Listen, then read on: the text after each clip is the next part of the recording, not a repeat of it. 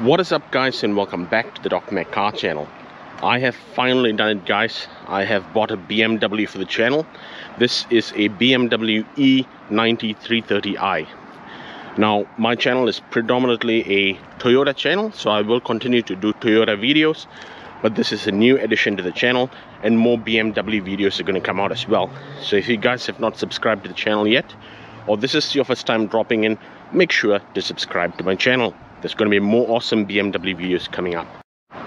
Alright guys, so without further ado, let's get into it. I had gone and seen a lot of different BMWs, given it a test, and finally this is the BMW that I like. Now this is a 330i, it's a E90 2006 model.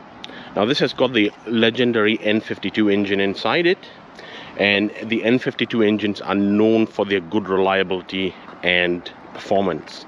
Now this is 190 kilowatts, which is relatively quite powerful for 2006. It's by no stretch of the imagination a racing car, but it is pretty powerful. So I'm going to pop open the hood and then we're going to see under the hood.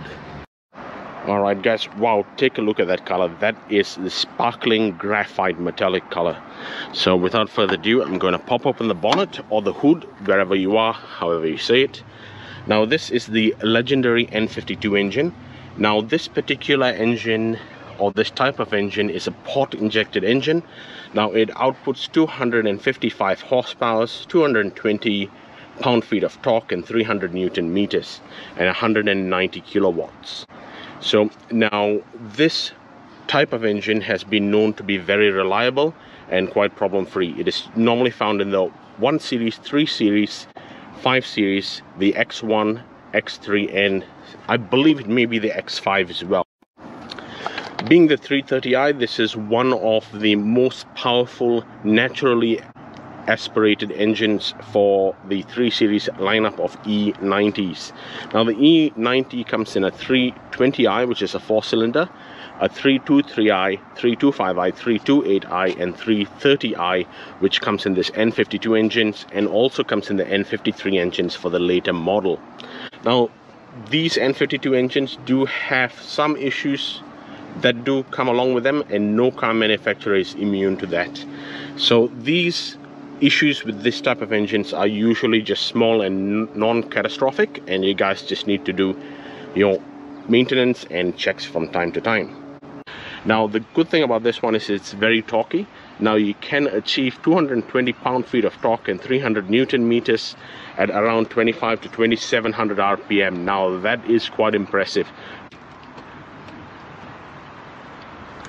Now as far as I'm concerned, and as far as I believe, based on my understanding, this is one of the most reliable and sought after engines. This particular one is the N52 B30 engine. Now it also came in the N52 B25 engine, and the B25 is for the 2.5 liter lineup, and this is the 3 liter, which is why you get N52 B30. And this BMW E90 has got a good 50-50 weight balance ratio, which means when you take corners, it's really good. They are perfectly well balanced. It comes in the 225 45 17 rims. I'll come on this side, it's a bit more easy to see. So these are 17-inch rims by 8Js, and the offset of 37, wrapped around 225 45 17, and it's quite stable around corners as well. And as you can see, the discs are quite good. I'll just go around the car, guys, so that you guys can appreciate how nice the vehicle is. Now this vehicle does have a few scratches around it, but no real dings. So I'm going to do a full detail on the vehicle, and I'm going to do a video on that one as well. Now you do have xenon lights in the front and spotlights as well, and you've got an awesome sunroof up the top as well. Let me get you closer to the 17-inch wheels. Now these are style 158 wheels, and they have got this really deep dish look. You can really see the low offset on this one. If you really look at it that way, you can see that it goes a bit deep inside, and it's got that real spotty nice look to it. The engine and exhaust pipe, stock exhaust pipe, has got a really good tune to this one. Let me give it a start up and let me show you what I mean.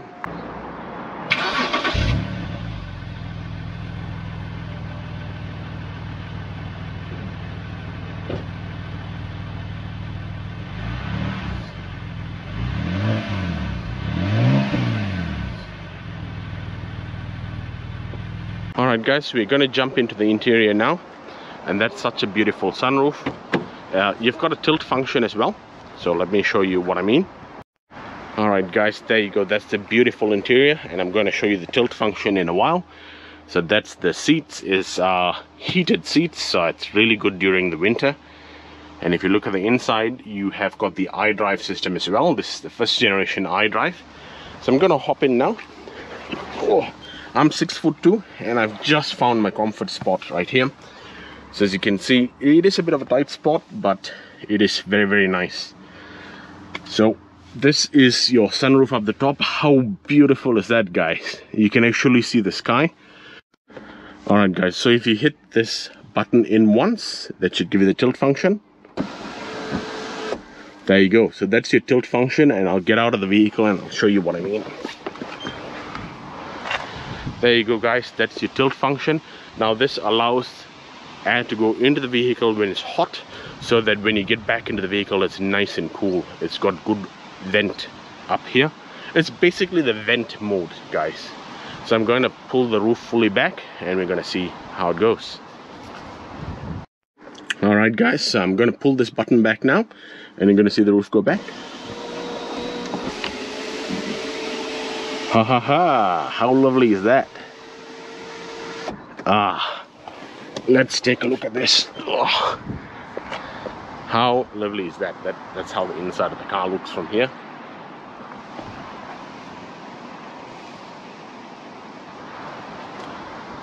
Oh, the sunroof, I tell you what guys, I know I'm exaggerating about the sunroof, but what a delight the sunroof is.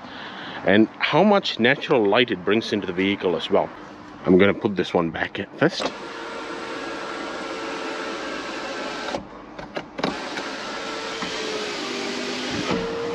There you go guys, that's now shut. Now what I'm going to do is I'm going to start the engine.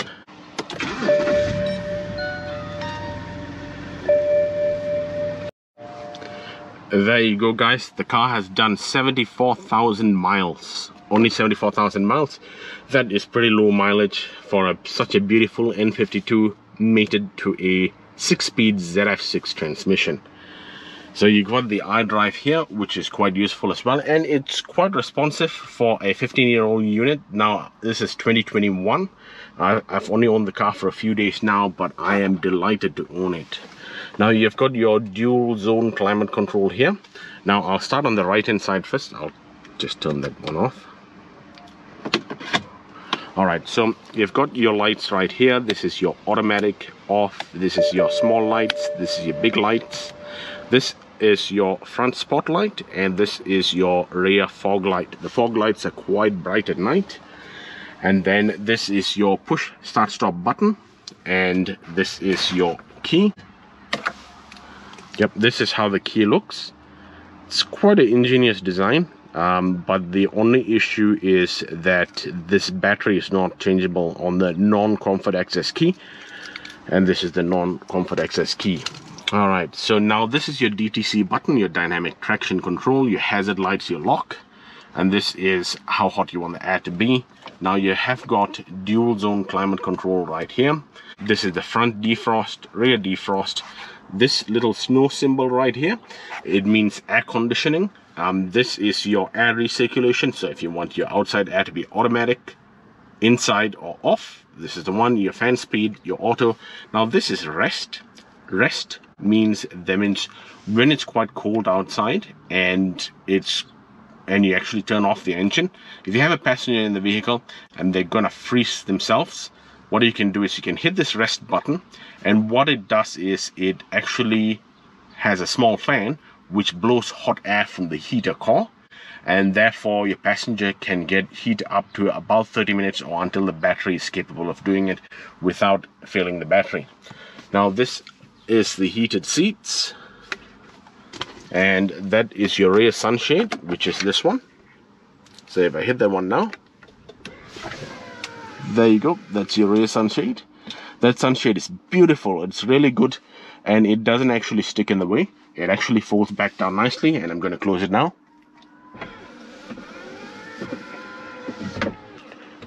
Alright guys, so just mind the mess in the car. I just got it and also just give it a quick clean down. So the seats are really nice, and they're quite supportive as well, and they're quite durable. They've worn quite well. This doesn't look like leather to me, and doesn't feel or smell like leather to me. So this is your 6-speed transmission with your manual mode as you push it to the left. This is your iDrive button, your menu button, and this is your center armrest. Now this is a drink cooler as well. Now what you can do is, when it's quite either cold or hot, you can have a drink right here, and you can switch this little button there, and what it does is it circulates air from the air conditioning or the heater in here. So whatever you have in here will either be hot or cool depending on your air conditioning. Now BMWs are known to have not the best cup holders, so let's see. Yeah, there you go. That should come all the way out. But anyway, the car is really good. I really love the car a bit, so I don't really care about this cup holders. The indicators work, guys. Take a look at that. The indicators actually work. I know that's another BMW joke, guys. I can no longer make that joke because I have now joined the BMW gang and still am the Toyota gang as well.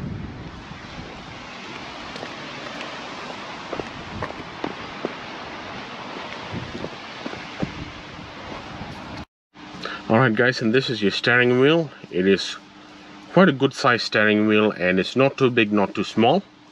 And as you can see, as you hold it, it is a pretty good steering wheel. That's the rear of the vehicle. And this is actually a real walnut wood. So that is pretty good. I'll give you a little closer look there. How beautiful that looks. And you've got auto dimming mirrors as well. Alright guys, when you got the sunroof, if you don't want outside air to come in, you can just pull this one back, and you've got the beautiful sunroof with the outside view up in the sky. I cannot tell you how relaxing that is. I really love it. There you go guys, that's all. You just need to slide it back and forth, and there's no motor for the sliding back and forth. Alright guys, I would like to know your thoughts below. Comment down below on YouTube of what you think of the E90 330i, or even the 3 Series from the 323i onwards, which has got this type of engine. Would you buy this kind of vehicle as your first vehicle? I know I certainly would. I know lots of youngsters love this vehicle, and I've got so many looks as I stopped at the traffic light, and a lot of youngsters just can't get their eyes off the vehicle. And look, I'm in my early 30s and I can't get my eyes off this vehicle as well. You can't help but stop and take a second look. Comment down below what your thoughts are. Alright guys, I paid 5,250 New Zealand dollars for this vehicle, which equates to about 3,800 US dollars. Now it's done 74,000 miles and the engine ticks perfectly well. Car drives really well. Let me know what you guys think about that. Alright guys, that concludes this video. Now I'm going to do heaps more videos on the car. It does need a little bit of work here and there, but for the most part, when I did the test drives, and I took about 2 hours to look over the whole car, and I'm pretty happy with this vehicle. Comment down below what you guys think, and I'm definitely going to do more videos, and also what problems to look out for in the next video. So make sure to give it a thumbs up, consider subscribing and sharing it with your friends.